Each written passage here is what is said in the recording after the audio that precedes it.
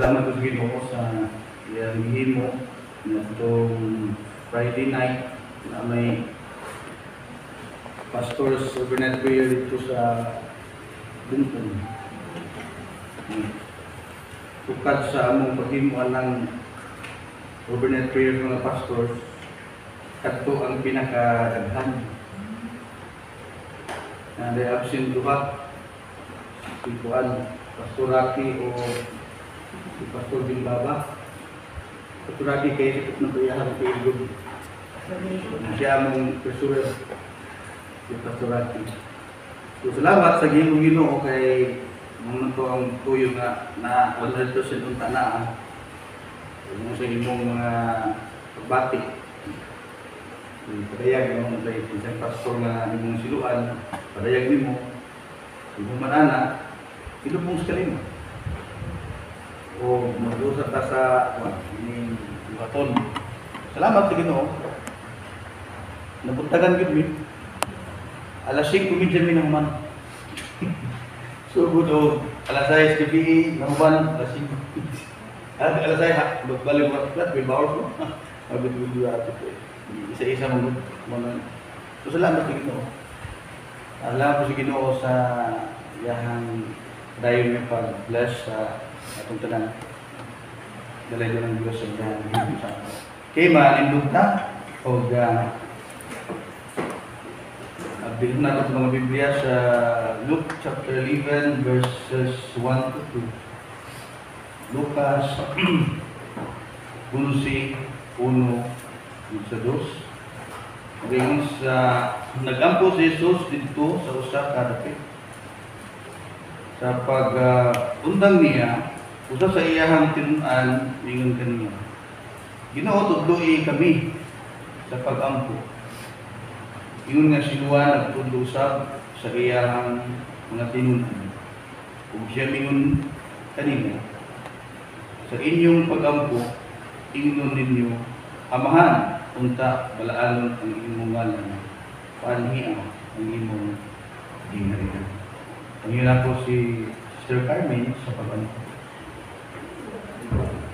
Father God, salamat kayo. Salamat kayo, Lord, sa pamilya, sa tulong, God, tulong na ako, itin sa kasing-kasing sa mundo. Okay, also, Lord, may mga mga si Pastor, ang iyong padayan ng mundo, parang kapituna, di ka kayo, ang stand, ang insights, ang iyong pagtubo ka namin, yung bigyan ng padayan. Lord, bless ang mag-isa ng Jesus' mighty name. Amen. Okay, malik ka ulit po to share ang mensahe karon sa pulong sa Ginoo. Nagkaroon ni siya og prayer and miracle. So, pag-ampo o kining milagro. Prayer and miracle.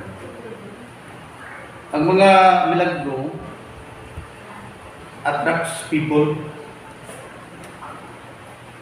Banday mo sa TV na yung mga gatherings sa mga pastors, yung mga ilabay mo share niya out mag-himo o milagro. So, dumugon kita sa mga tao na ingana. So, dili na siya bago.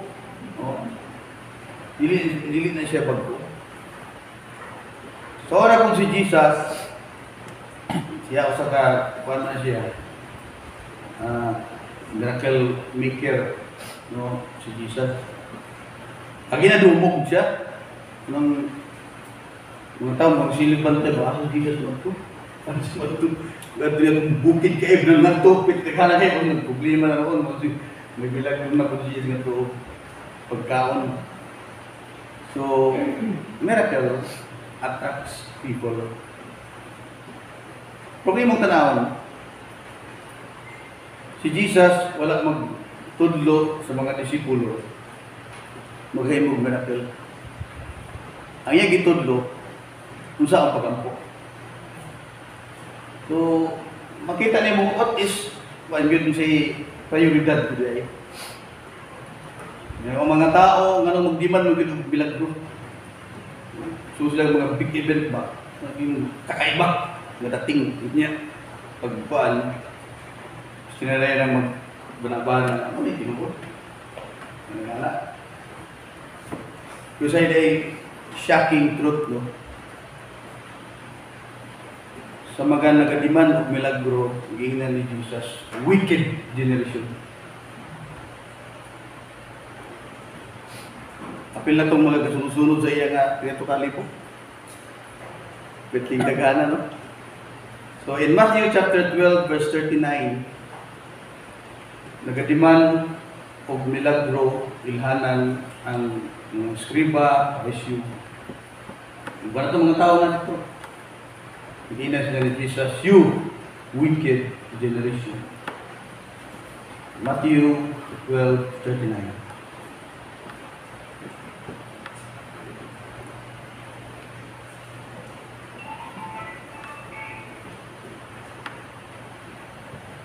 Apan kanila mitubag siya nga lagimon. Ang usa kada utan o balugibon nga kaliwatan mangita o ilhanan. Apan walay laing ilhanan nga ihatag ni inigawas lamang sa ilhanan ni si Jonas ng propeta. Nagsultihan nga si Jonas tulog adlaw, tulog gabi, datihan sa isla. Ang iyang ipasabot, ang ipangayo nga miracle nila, liit na himungon ron. Kunya na. Mamatay siya, tulog adlaw mabanaw. Iyang i-cite si Jonas. Nilabay naman ito. Nidugay naman ito. Samantala, ang mga tao na siyang palibot, atat na atat din sila na hindi siya mag-imong nila. Kaya mo, may lang kita yun, bisag diin siya mo ato, Jesus is miracle maker. Pero, wala imo rin siya. Imo rin tanawan ang prayer o ang milagro. Mas taas o kanabang imong butang sa timbangan ba. Kung sa'y bugat nga itudlo sa Dios o ni Jesus sa iyang mga katawang,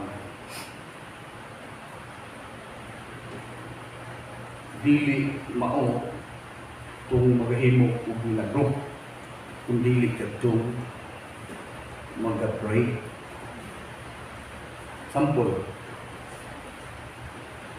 wala magtulong si Jesus sa iyang mga disipulo kung saan paglakaw ng ibabaw sa tubig. Kaya man niya, di ba? Nagsulay na si Pedro. Wala magtulong si Jesus sa mga disipulo kung saan pagpabuka sa mata, sa buta, sa pakul, pagpalakaw, sa pagpanaw, sa patay. Nga, mauman ang ginubukon sa tao. Dali lang kaayo. Mag-convert siguro ng tanan. Yung plano nga, walay usa nga maluwas.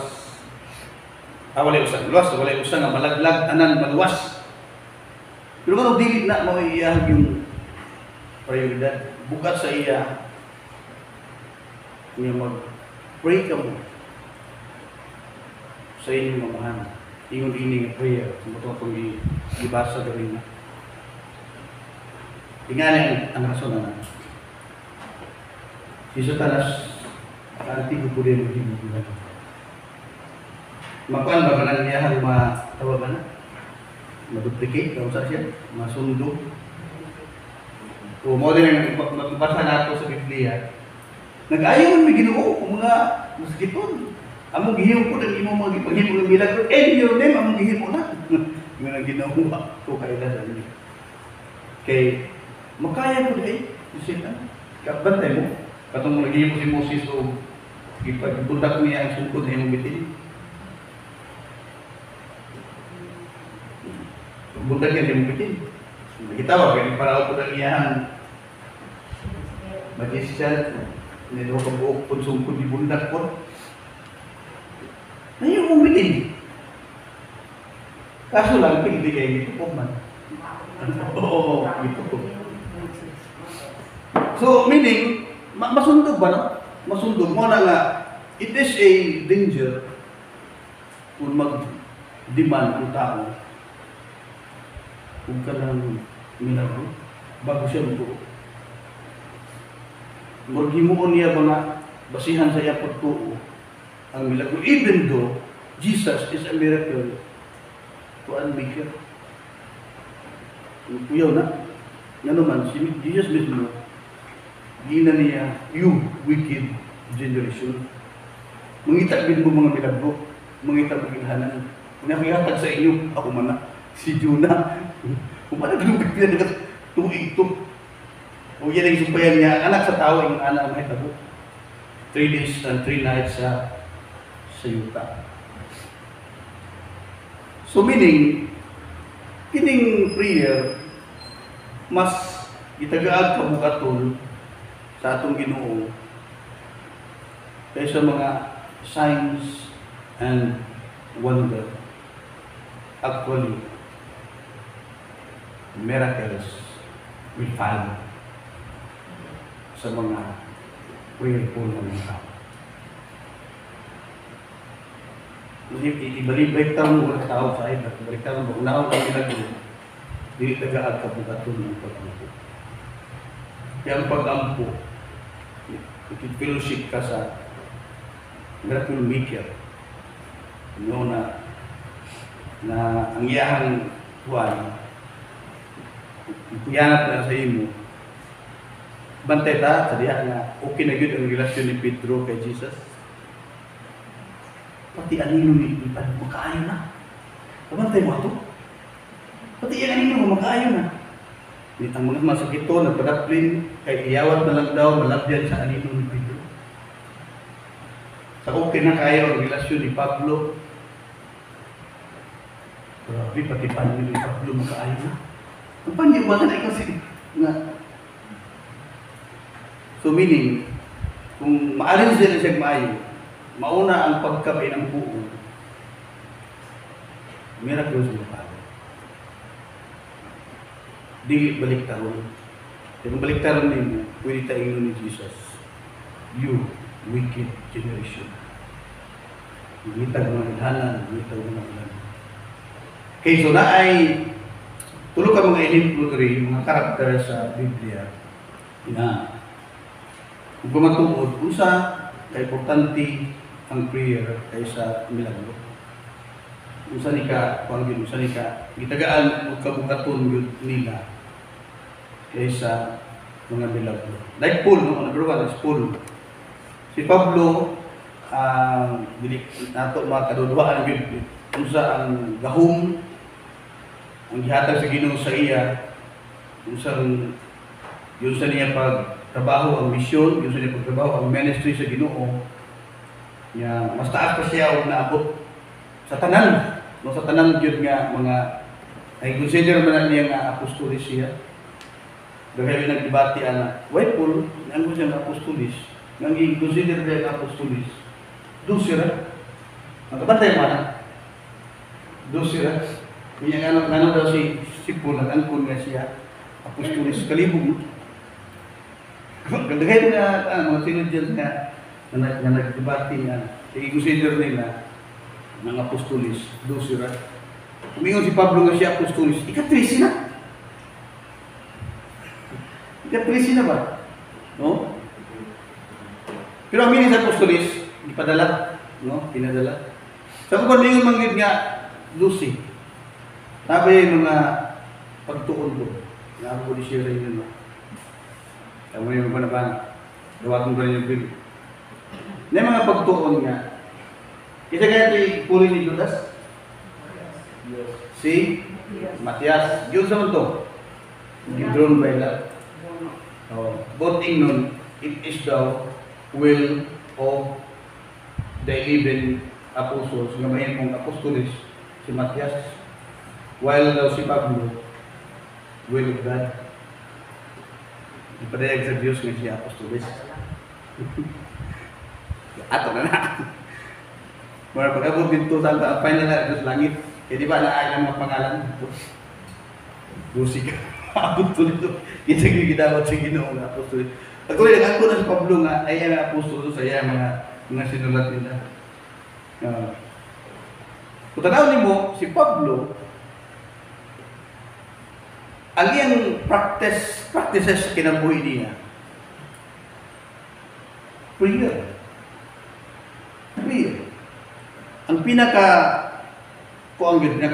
na verse basta about prayer ni Hisbutan is the 1 Thessalonians 5:17.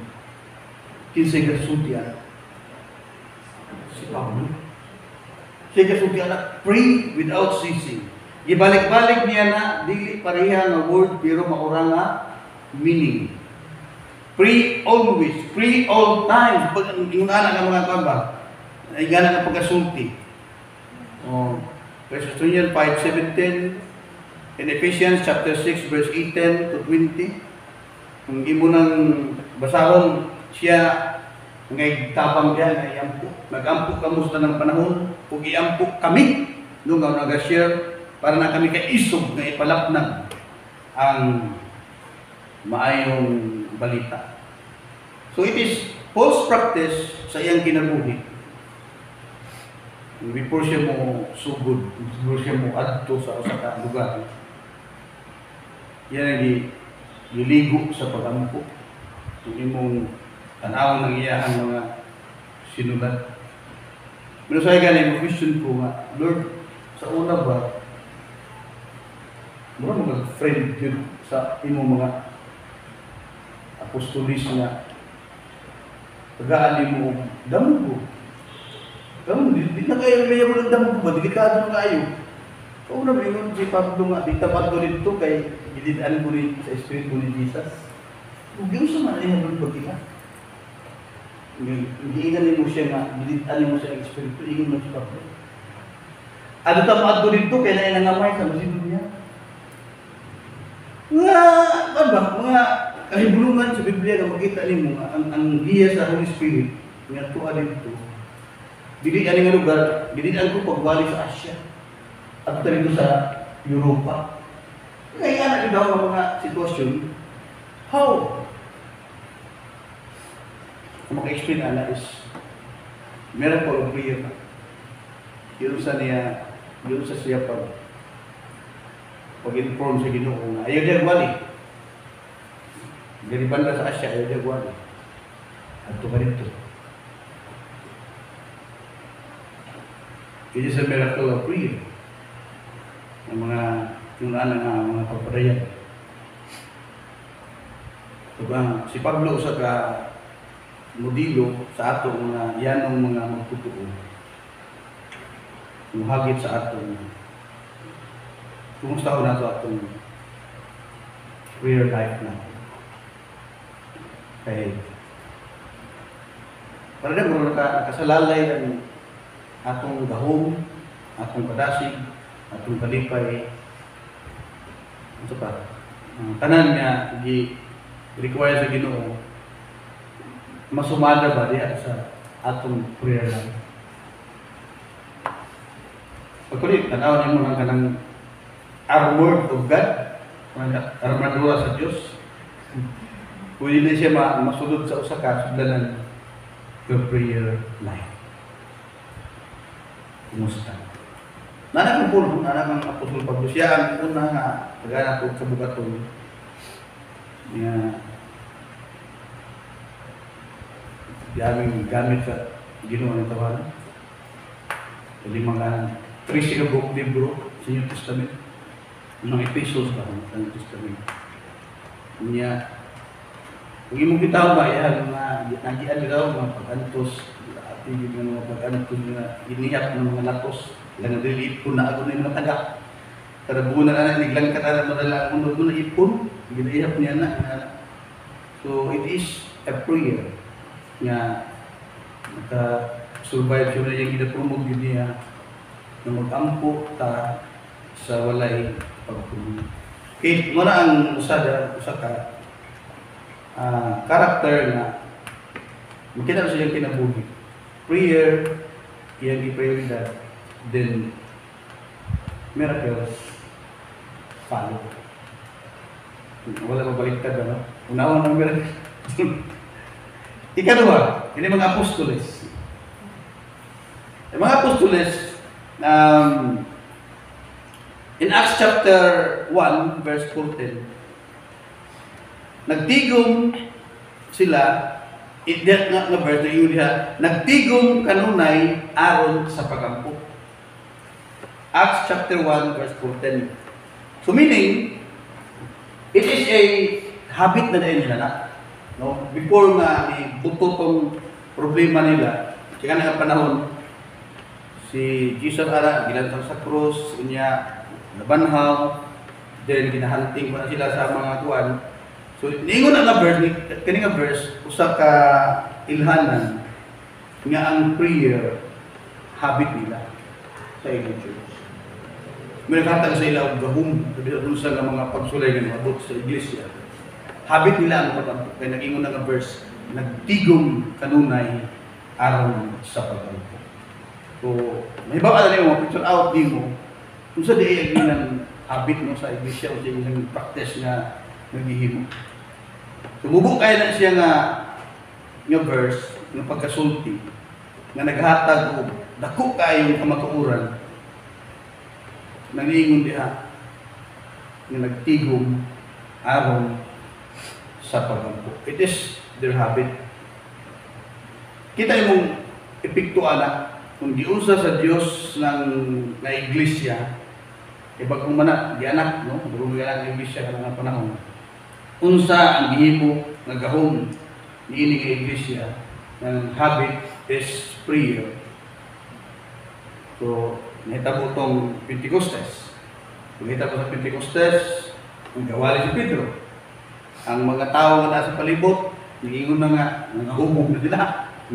Mula gitubag sila ni Pedro, sa'yo parang gaayo, alas 10 plus. Meaning, mahubog ang tao, hapon na dahil. Mama na kasagaran yun. Mahubog. Alas 10 plus, dili ni mga hubog. Mga nang katumanan yung panagna ng propeta Joel. So diya ang gahom sa Ginoo ni trabaho, and then matud pa ni mo nabasahon padayon in chapter 2 verse 41. God added believers day by day.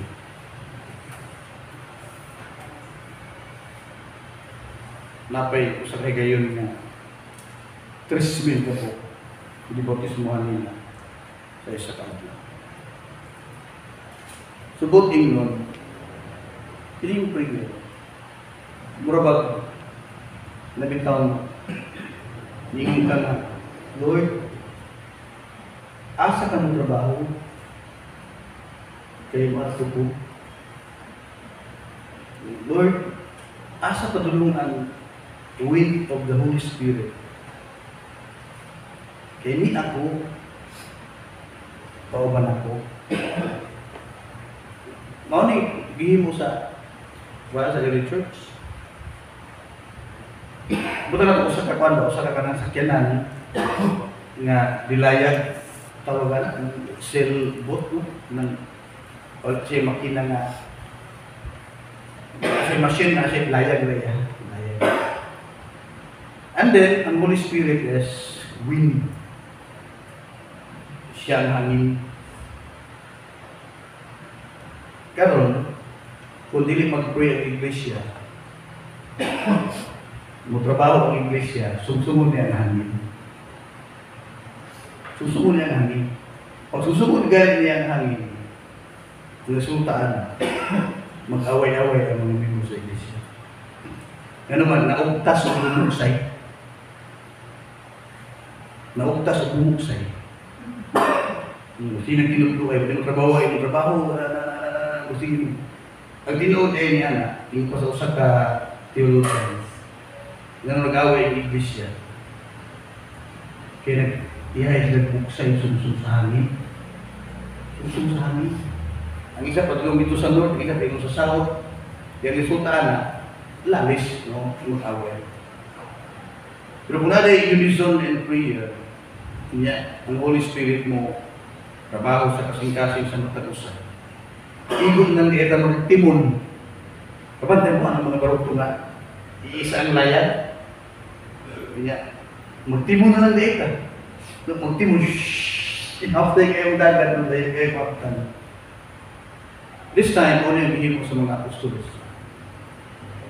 Matulhap sa yung dagat, primero ba, dosi, niya kita ginuwagan sa Ginoo, 120, kung niya ginuwagan sa Ginoo, 500, niya ginuwagan sa Ginoo, 3,000. So kung ano na history, kung panahon yung diri, saan pa ang inang paglawig? Skip ba kayo? Because nasa sila'y habit, yung matod pa sa chapter 1 verse 14 sa Acts, nagtigom daw siya rito ng area tungod sa pag-amupo. So, mo na yung sa hagit ko. Kung Pablo, pwede niya ang prayer, miracles follow. The Apostoles, pwede nila ang prayer, miracles follow. Unlike at mga eskriba, pag milagro Ginoo, Ginoo ba ka? Di ba? Yung mga mawala na ikipagin ng tao, yung mga na ikikaipang dating yun para na yung natag Ginoo. Baliktad.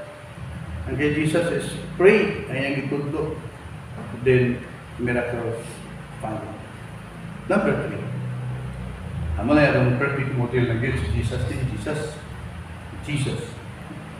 In Mark 1, verse 35, sa iyo pas buntas, mata ng Jesus, o nag-ampo.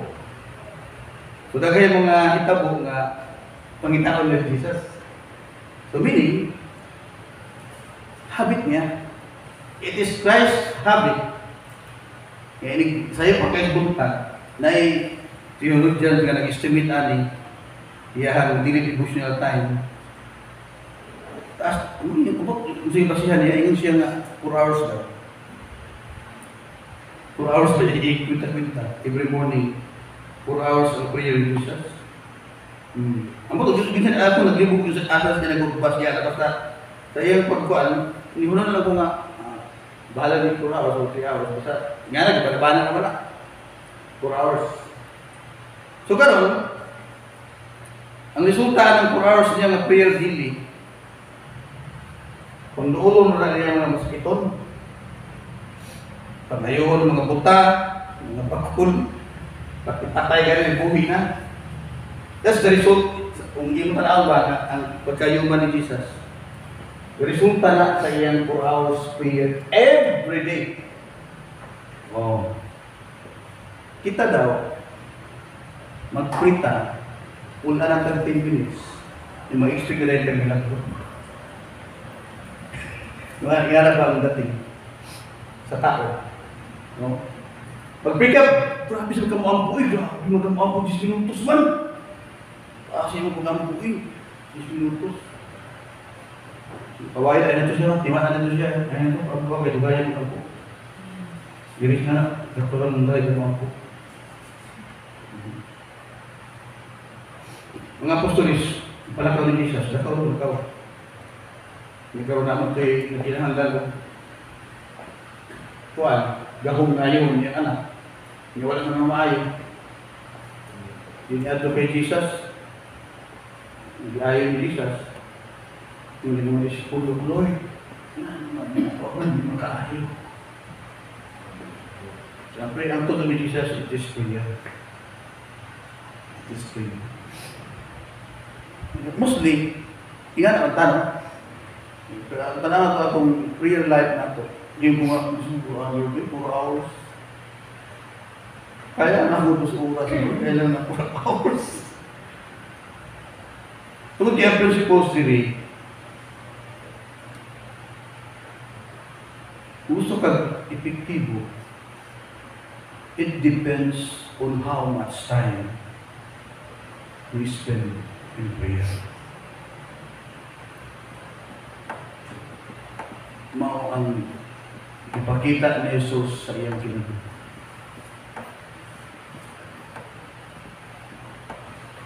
Ipadayag niya na he is 100% human. And also he is 100% God. So as human, iyang gipakita ang perfect model nga kung taas kay ka og panahon diha sa pag-ampo,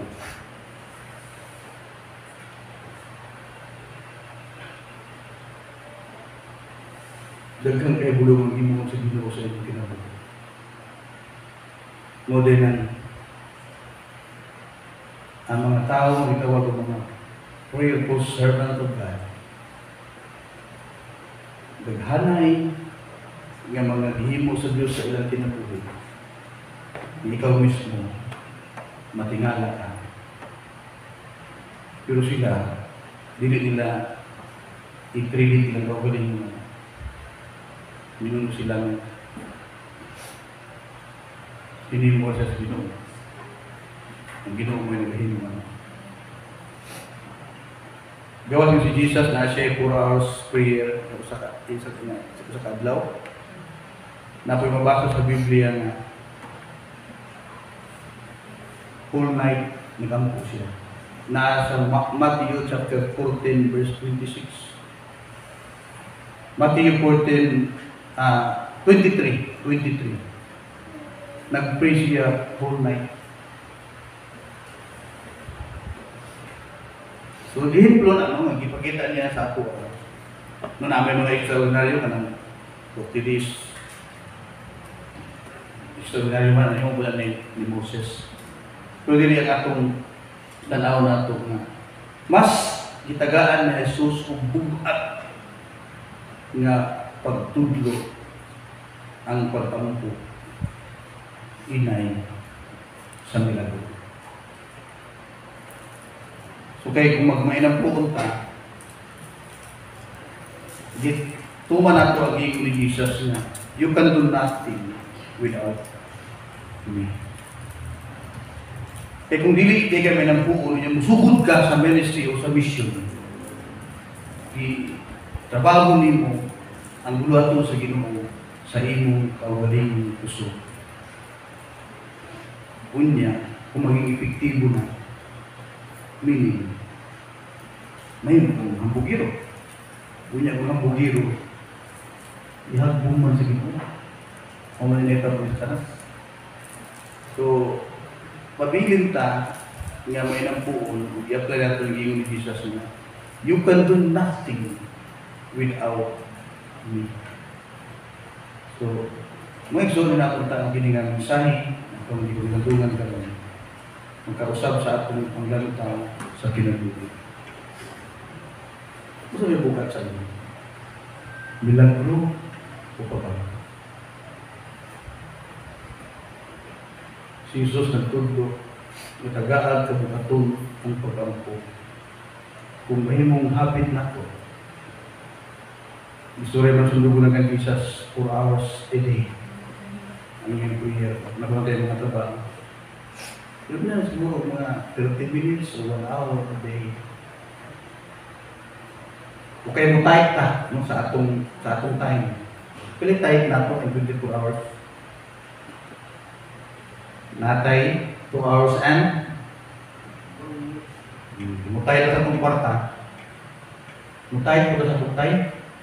Kung yung i-divide na, 1 ka oras o 2 ka minuto sa butan. Paggabi po, 1 ka oras o 2 ka minuto. Shoot ang imong tights sa oras. Kung yung i-divide into 3, nagay o 2 po. Sa kwa na siya, hindi mo nang itanaw. Pila ka oras ang imong ihata siya. So, inatunta na, gini nga mensahe, nahagit sa ato. Atong pandayon, ang atong prayer life. Miracles is God's prerogative. Na ipa-experience sa inyong personal na kinabuhi, sa inyong pamilya, o sa atong iglesia. Never ta, mangandoy milagro. Okay, ang mangandoy milagro, gina ni Jesus, you, wicked generation. Manindog ta, ang magampo ta, nung yung si Sister Niling Lua, Kamutan, ang lagang pangamaan, lagang kaloy, ang manang kasakanan, pagod ang source of everything. Father God, lang kayo sa inyong Ipadungog ka namo ang mensahe Ginoo na pagad na mo og dakong kabugaton ang pagkamainampuon. Gihatagan nimo kami Lord og mga ehemplo pinaagi sa mga kinabuhi nila ni Paul ug sa uban mga apostoles ug labaw sa tanan sa kinabuhi ni Ginoong Hesus na inampun yun siya adlaw o gabi na nagagahin yun siya o taas na panahon diha sa pag-ampo. Father God, I pray na kami po Lord, isipin mo mga kaanakan, mahimong mainampuon na i-acknowledge na mo na wala yun yung mahimo kung wala ikaw. Mao nga dapat yun na tumano na mo ang imong sugo ka na mo Ginoo na magmainampuon kayo. Father, salamat kaayo sa tanan. Kung kamang itugyan kanimo ang tanan, in Jesus' mighty name. Amen. Amen.